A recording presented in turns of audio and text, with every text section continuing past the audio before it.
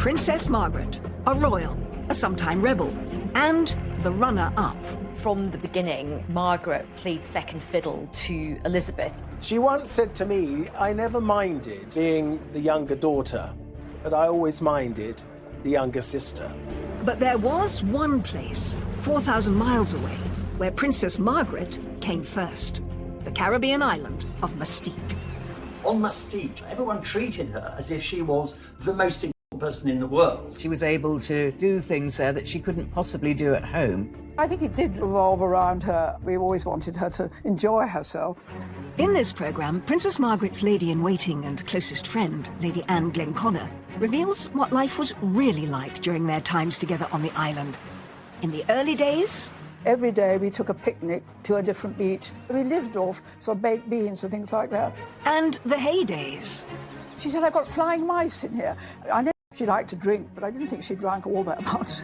And insiders and experts discuss the glamour and excesses of Margaret's Caribbean retreat. The hedonism, the partying, the love affairs. People disappeared to the beach to have sex. This was the kind of extravagant thing that was to become typical. But her glitzy Mustique lifestyle would come at a price. The Queen said, what are we going to do about my sister's gutter snipe life? Every time she enjoyed somebody's company, Peter immediately said, oh, she's having an affair with them. And Margaret's decadent island life put her in the public spotlight for all the wrong reasons. There's a lot of criticism that she's off having a jolly in Mustique on the taxpayers' expense. But through all the highs and lows of her years on Mustique, it remained the one place that Margaret could escape from the shadow of her sister. It was the only place in the world where she actually had a home that she could call her own.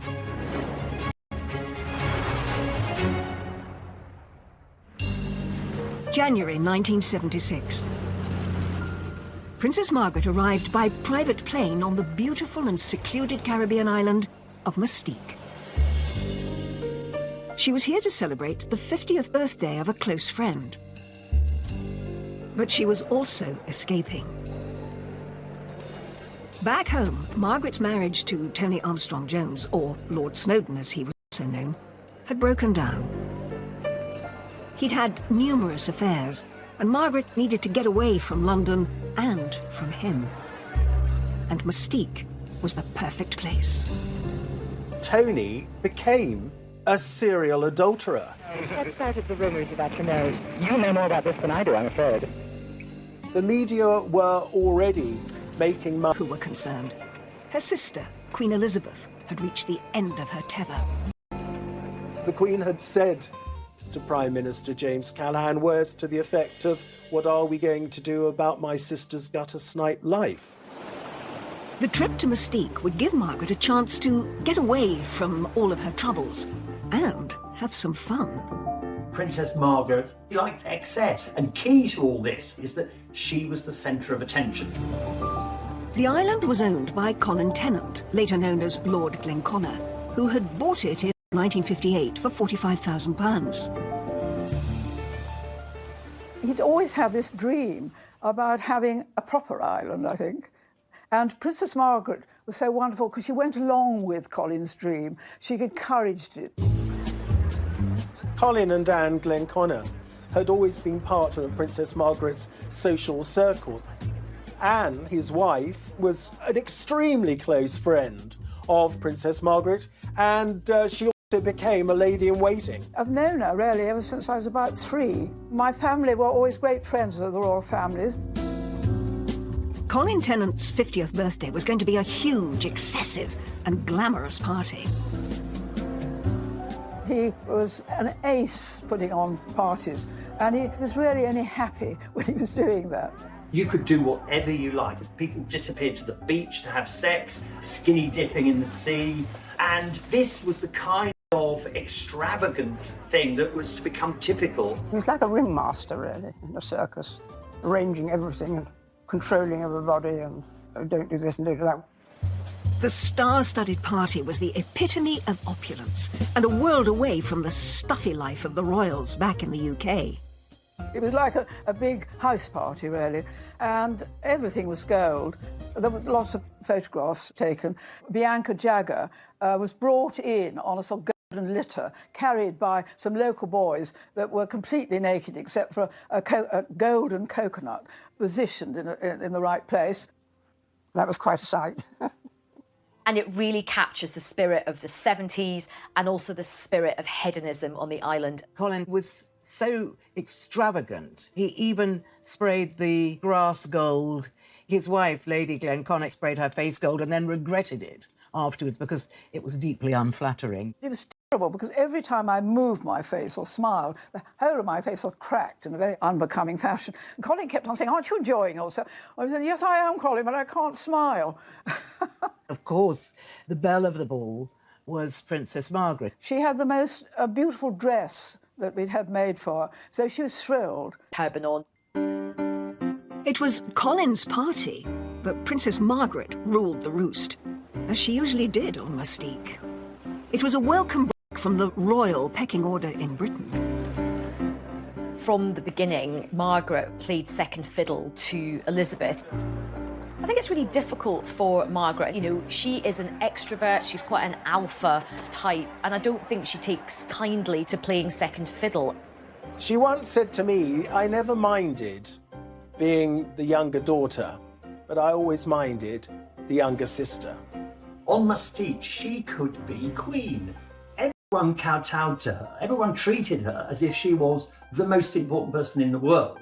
I think it did revolve around her up to a point, you know, because Colin wanted her to be happy and we always wanted her to enjoy herself. But even though Margaret could relax and party on Mustique, she didn't want anyone to forget that she was royal. So people still had to curtsy and bow to her, even if they were in bikinis. And there were stories of waiters having to swim out to give her a cocktail. When she went swimming, because she was easily bored and insisted that people talk to her. One was deputed to swim with Princess Margaret.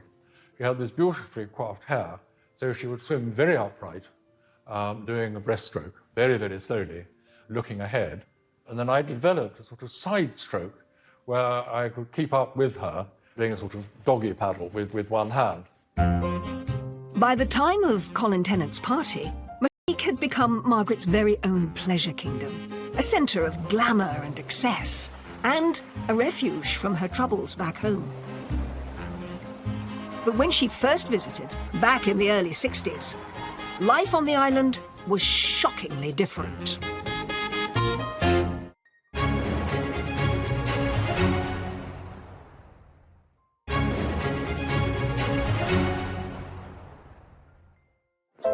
Princess Margaret's love affair with Mustique started in 1960.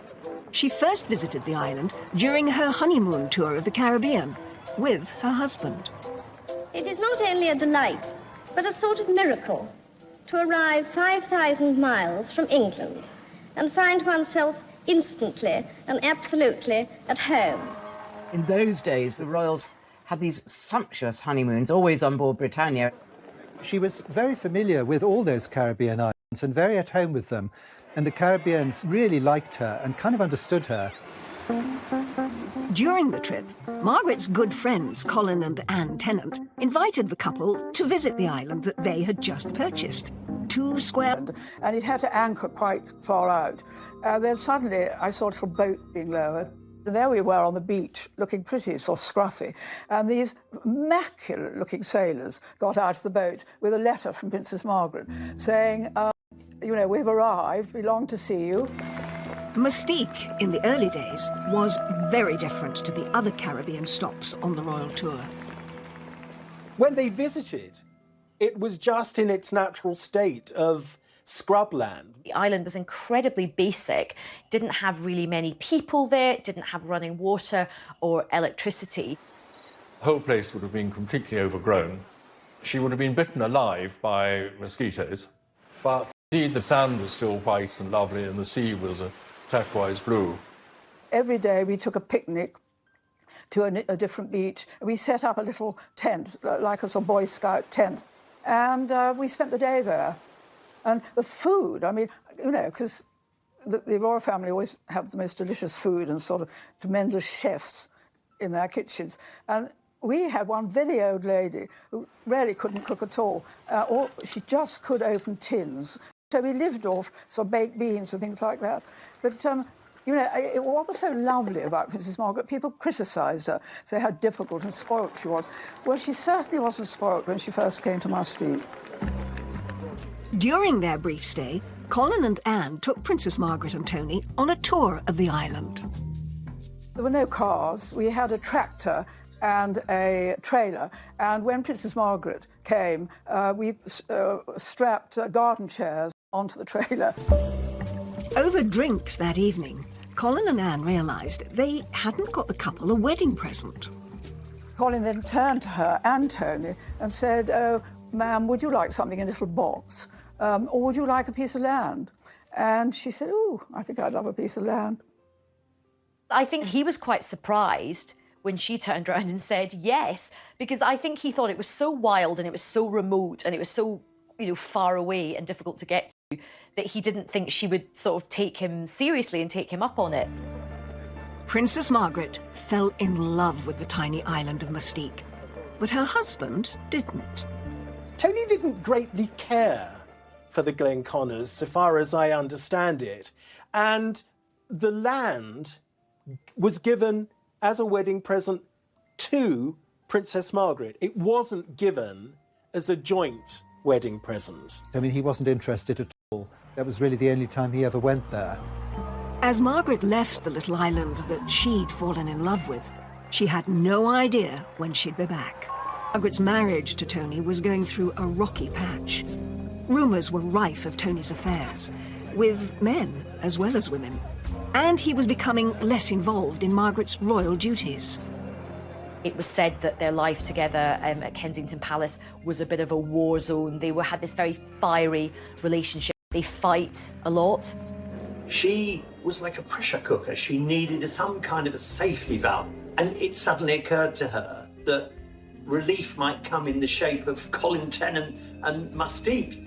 Margaret was thinking, I can get away from bloody Tony and all the girls he's sleeping with. Colin and Anne Tennant hadn't spoken to Princess Margaret about their gift of a plot of land on Mustique since her visit there in 1960. So when Margaret called about it, it came as a surprise. Obviously, this barren piece of scrum was of absolutely no use to her without a house. Rather cheekily, she said, "Does a house come with it?" When he and I were talking about this, and he actually said, "Well, I could hardly say no, could I?" He said, so I ended up paying for the house. Margaret was famously tight-fisted. If she could avoid paying for something, she would. And of course, she knew that Colin Tennant didn't mind at all. You know, Colin wasn't a poor man. He had the money, he could afford to do it. Towards the end of 1968, Princess Margaret flew out to Mustique to start making plans for her Caribbean home. Colin and I were very nervous about having to stay because, you know, I mean, she had been used to being, you know, living at Kensington Palace and Windsor and Sandringham and Balmoral, you know, and there she was going to stay. And at that time, our main house had burnt down and we were living in a sort of prefab. I mean, it was really, really simple. Quite a journey to get there. You had to fly to Barbados and then fly to St. Vincent and then had to take a boat. The sea is quite treacherous there, actually. It could be very choppy. The island was pretty wild still at this point. She just got stuck in. Roughing it on Mustique in those early days did mean just rigging up a sort of Heath Robinson contraption of a shower. She had to go outside, stand under a tree where we had a bucket. The bucket had holes in it. They filled up the bucket and she stood underneath. The water was like the water in Scotland. She probably recognised it from the Balmoral area. It was orange. You know, there was so much clay in it. There's a story about how at night these huge mice start to try and sort of throw themselves at the mosquito net. I remember the first time she went to her room, to bed, and I was sort of tidying to her bedroom. And she said, "I've got flying mice in here." And I said, "Ma'am," I knew she liked to drink, but I didn't think she drank all that much. But it was quite true. There were these tiny mice, and they ran up the mosquito nets and jumped from one, because there were two beds in her room, from her bed onto the other one. And I think she told the Queen, who simply didn't believe her, because I remember when I then next saw the Queen, she said, "Margaret had the most extraordinary story." flying mice. And I said, well, actually, it was true. There was no easy way for Princess Margaret to get to her plot of land, so she was forced to walk up to it. They had to trek along narrow paths where she might easily have got the royal legs scratched a bit. We dressed her in Colin's pyjamas, we tied string round her ankles and wrists, and out we went to find where we thought she'd like to build a house. So we had this wonderful picture of the Queen's sister in what presumably were oversized pyjamas, trekking over this very rough territory in very high temperatures. It's perched up very high with a wonderful view over the sea below and over the bays and things. And so it must have been heaven to be up there. When Margaret saw the land, it said she wasn't totally happy with the size of it. We suddenly saw her taking the pigs out and disappearing off into the jungle. And Colin said, what are you doing, ma'am? And she said, well, I think I need a bit more land. So Colin said, why? And she said, well, I've got to have gatehouses for my security.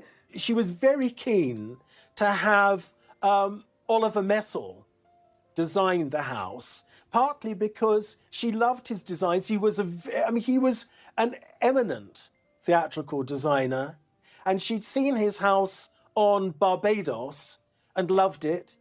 It is extraordinary that as Princess Margaret demanded more and more, she demanded perfection when the house was being designed. I don't think it ever occurred to her to offer to pay for some of the work. As work on Margaret's house got underway, Colin Tennant picked up the bill for everything. And soon, the princess realised that her new house could be the perfect place to invite her gentleman friends. It was a very discreet spot if she wanted to bring any lovers there. I think it was more because she needed to feel better about herself. She'd been rejected effectively by Tony and she didn't like it. One of the most persistent of Mustique rumours was that Princess Margaret met and had a relationship with a guy called John Bindon. Margaret first met John Bindon when he was on holiday on the island. He is supposed to have shown his party trick to Princess Margaret. With his member. The last thing Princess Margaret was a prude, so she'd have loved his party trick and she'd have laughed. There was a photograph of them together, not in any compromising situation, but of course the rumour mill went into overdrive and there was lots of speculation that they were having this clandestine, illicit affair. He certainly boasted about it, and he talked quite vividly about his affair with Margaret. But maybe that was just him, but certainly the story took legs, and subsequently there have been several films made about it. John Bindon's wasn't the only name romantically linked to the princess. Margaret was photographed with many men, like this one, where she looks captivated by the front man of the Rolling Stones. Mick Jagger was persuaded very early on, and apparently by Princess Margaret. He was persuaded to buy a house on Mustique, which he still has. Princess Margaret was great friends with Mick, and of course they'd lived on the island together. People said they had an affair. It's absolutely untrue. Every time she enjoyed somebody's company or laughing with them or dancing with them, you'd immediately said, oh, she's having an affair with them. And absolutely untrue. There were always tons of rumours circulating about what was happening in Mustique because it was such a party island and everybody just mixed. Everybody would go to each other's houses. Princess Margaret's house was finally completed in February 1972. It had 4 bedrooms, a swimming pool and stunning views over the coast, as seen in these images from the ITV programme Wish You Were Here. Princess Margaret christened her holiday getaway Les Jolies Eaux, pretty waters. It was most often described as a villa, the princess's Caribbean villa. And she didn't like that. She said, a villa? It's not a villa. It makes it sound like something you'd find in Brighton. She said it wasn't a villa, it was a single-storey house. It was amazing that she built a house, and that, of course, encouraged other people to come. Interesting thing is it was really the only home she ever actually owned, because in London she lived at Kensington Palace, which is not, which is just where princes and princesses live, but they own those places themselves. One thing that Princess Margaret put on the wall inside her house was a framed copy of Antigone's portrait of the Queen. This stern portrait was an imposing reminder of her royal duty back home. You know, it was one place in the world that she could completely relax. She felt very free there at home. Princess Margaret's house on Mustique was one of 17 estates eventually designed and built on the island by Oliver Messel. But as the island developed and the rich and famous began to flock there, the press began sniffing around. And before too long, that would cause trouble. Princess Margaret's two lives, this party girl who loved living dangerously, combined with the formal role she had as the Queen's sister, was very soon to be thrown into chaos.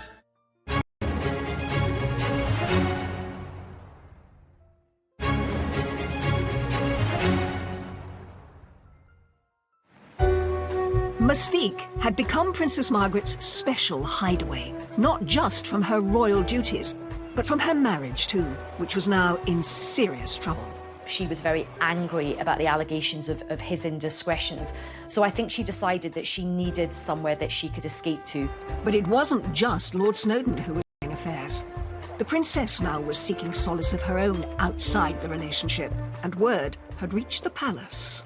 The Queen would have known about the rumours surrounding her sister. She would have got involved because we know the Queen has always worried enormously about the reputation of the royal family.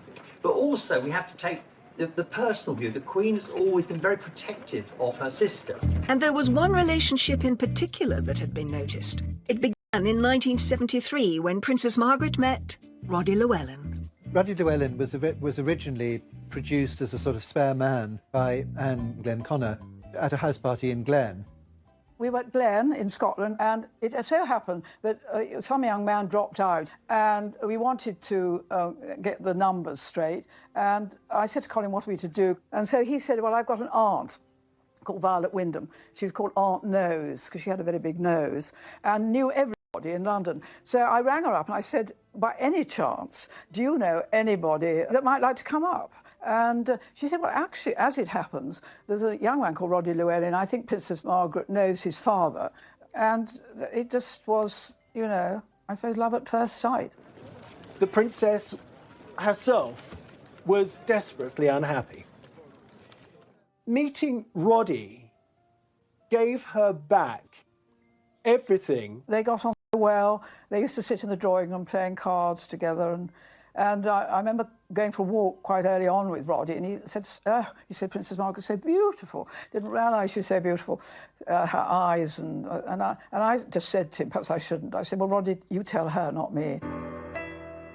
I think Roddy's vulnerability version of her husband. This intimate picture from Lady Anne Glenconner's selection shows them together in the early days of the relationship. They managed to keep things secret largely thanks to Margaret's house on Mustique. It was the most wonderful place for her, you know, for them to be together. Well, I think the Mustique is a perfect place for anybody who's having a love affair. It's a perfect setting for that, because you've got the privacy, you've got the, you know, all the beautiful weather and the beaches. Mustique gave the couple privacy and protection far away from prying eyes. He was always finding shells or doing something in the garden, because, of course, he was a gardener. They were always sort of doing something together. Then, at some point in 1976, a press photographer arrived on the island. Colin Tennant had been a very jealous monitor of who could and who couldn't visit Mustique. But he had at some time then decided it was good for business to have upmarket groups visit the island. But in 1976, unknown to anybody on the island, one member of the group that had been allowed to visit was one of Rupert Murdoch's employees, an Australian journalist. And he seized the moment with his long-distance lens. The photograph was taken, it was sent back to London, so the relationship became public knowledge. The photo, published in the News of the World, stunned Britain. It's pretty evident that they are in an intimate relationship, and very, very close to each other. You can just tell that from the body language. But I think it was a pity it got out, you know. Prying into people's privacy. Well, that's what the press do, don't they? The photo of Roddy and Margaret gripped the nation, and the press went into a frenzy. Lord Snowdon, Princess Margaret's husband, was overseas at the time. I'm naturally desperately sad in every way. He was furious because he looked like he'd been cuckolded by a younger man, and that didn't appeal to his vanity. Lord Snowdon, is there any hope of a reconciliation? Thank you, Lady Smith. It gave him the opportunity, in a sense, to look slightly like the wronged husband, which, of course, was very far from the truth. It was the final straw, really, in the marriage, because the following month, in March of 1976, Princess Margaret and Lord Snowdon officially separated.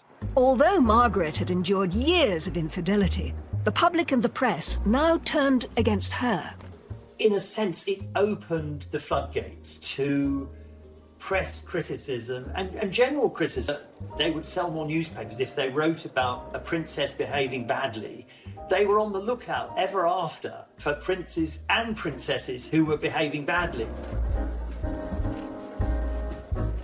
This ushered in, I think, a greater level of press intrusion into the royal family. After the images of Roddy on Mustique emerged, talk turned to the possibility of the first royal divorce in 4 centuries. It was a bruising time for Princess Margaret. She had lost public support because I think people were quite horrified by the Roddy Llewellyn affair. So, you know, her rating with the public had fallen hugely. Once again, Margaret turned to her sanctuary, Mustique. Margaret's separation had put pressure on her relationship with her sister, who'd always hoped that the marriage could be saved. But in 1977, the Queen paid a visit to her sister on Mustique. The Queen was on a Silver Jubilee tour of the Caribbean. She still had the Royal Yacht Britannia, so they were able to pay Princess Margaret a visit. Margaret was absolutely delighted when the Jubilee tour of 77 brought the Queen and Prince Philip to Mustique.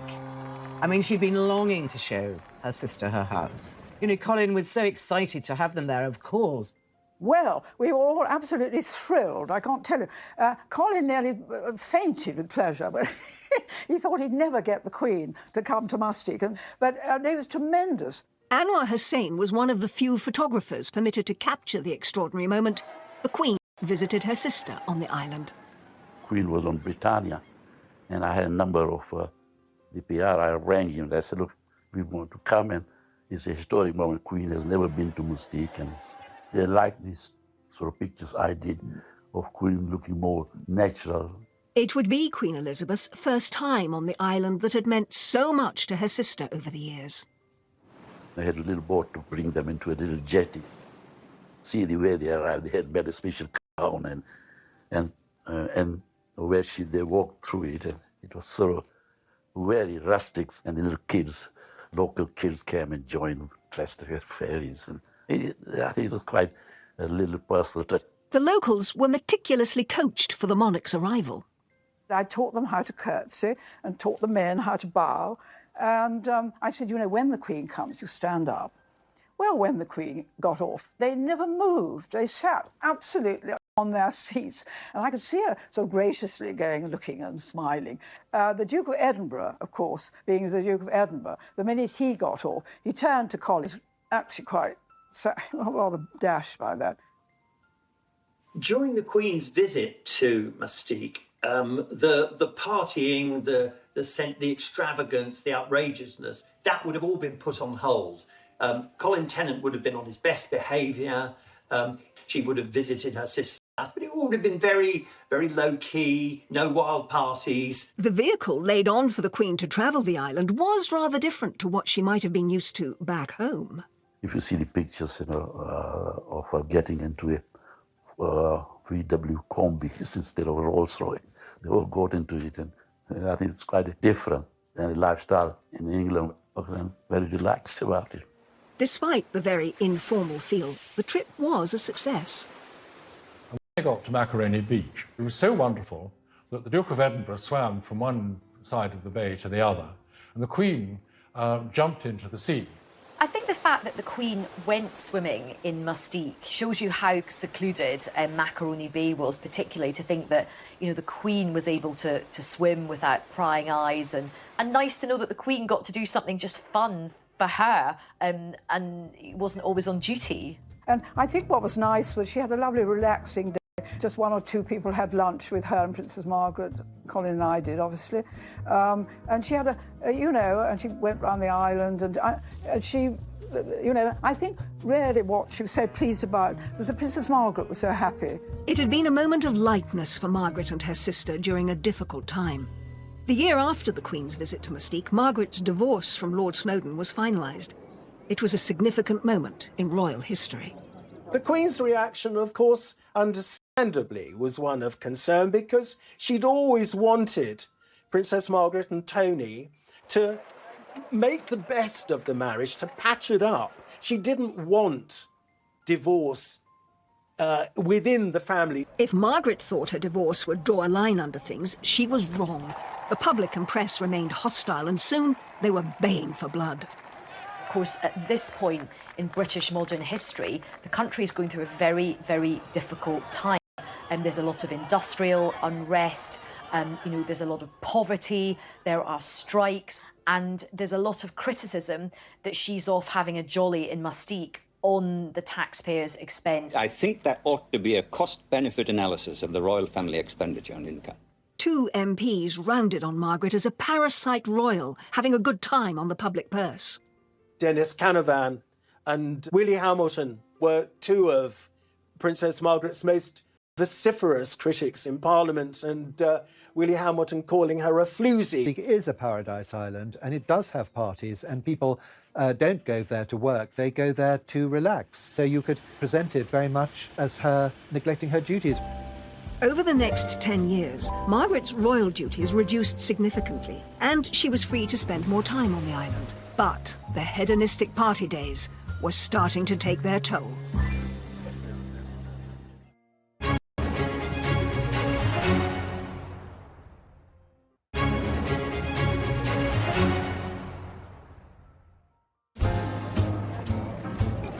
After a turbulent time on and off Mustique during the 1970s, Princess Margaret finally separated from Roddy Llewellyn in 1980.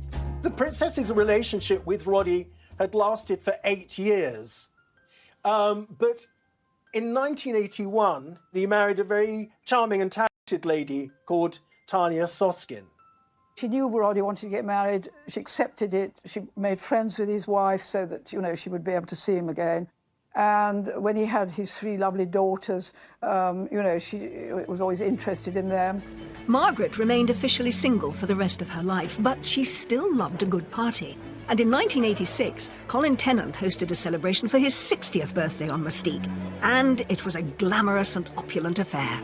Colin had chartered this enormous, great 400-foot sailing vessel. And so, again, the great and the good were treated to a week of wonderful parties, culminating in the Peacock Ball.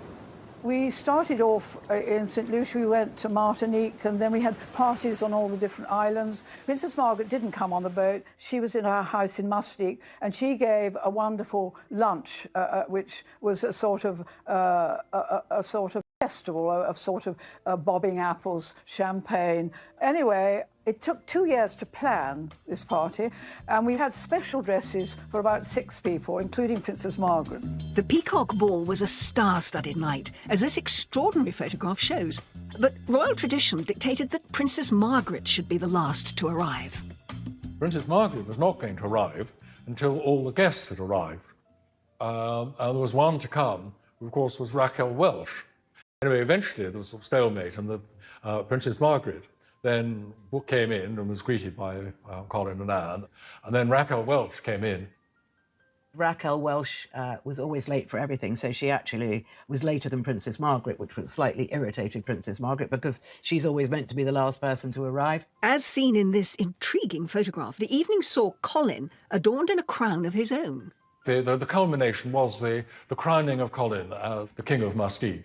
Northern Territory. Though what these remarkable pictures don't show is that there was also lots of alternative entertainment available. Effectively, pornographic films were shown, and it's difficult to know what Margaret would have made of the adult films. But I think by now she thought, well, whatever I do, there's a chance that someone will find out, and I need to live my life, so I'll take the risk. It would be one of the last great Mustique parties that Colin would throw and Princess Margaret would attend, as her hedonistic lifestyle would eventually catch up with her.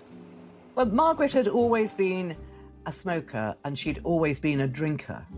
And eventually this took a toll on her health. And she had part of her lung removed, which is in fact what had happened to her father, King George VI. Whilst Mustique was the location for some of the best times of her life, it was also where her well-being began to suffer.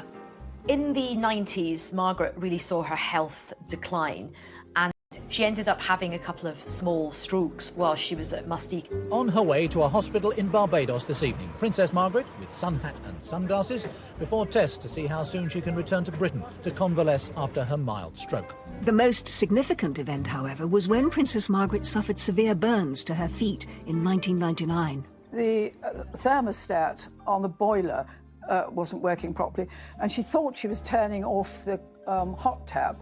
She turned off the cold, and this boiling water, she was standing up, went straight on her feet. She rang me up and she said, Anne, I don't want anybody coming in except you. And I looked after her night and day. And I remember one day I was quite tired because, you know, I had to help her in the night if she wanted to go to the bathroom and that sort of thing. And so I said, would you mind, she had 2 single beds in her room, I said, would you mind if I got into the next door bed and we could watch some videos and, you know, I could be company. Oh, she said, yes, is it like boarding school? Because she'd never been to boarding. I said, it is a bit, except at boarding school you can't lie in bed watching videos. But, you know, personally, any time I did ring the Queen up, I said, ma'am, could you help? And the doctor thinks she's well enough to go on Concorde, because in those days Concorde came to Barbados. So we flew back and she went to hospital. But her feet really never recovered. By this time, Les Jolies Eaux had been gifted to Margaret's son, Viscount David Linley. The villa had been signed over to him to celebrate the 1996 wedding to Serena Stanhope. I think that most people like a sense of continuity, and I think Princess Margaret probably did hope that it would go on being a happy home for her descendants. But as with so much in her life, Princess Margaret's hopes and dreams did not quite come into fruition. In 1999, Viscount Linley put the villa up for sale. So Princess Margaret was really upset when her son decided her own rights. When you bear in mind what it had actually meant to her for so long, I think it hurt her very much. The villa was sold to new owners in the year 2000, and just 2 years later, Princess Margaret died. Draped in her own blue and crimson standard, Princess Margaret's coffin leaves the King Edward VII Hospital late this afternoon. Her ashes were placed in a tomb with her father, King George VI. It had been a life well lived, and Princess Margaret's time on Mustique had scaled the highest highs and touched some of the lowest lows. I think lots of Margaret's life became so entwined with Mustique, you know, the high points of her life, you know, the hedonism, the partying, the love affairs, but also the bad times as well.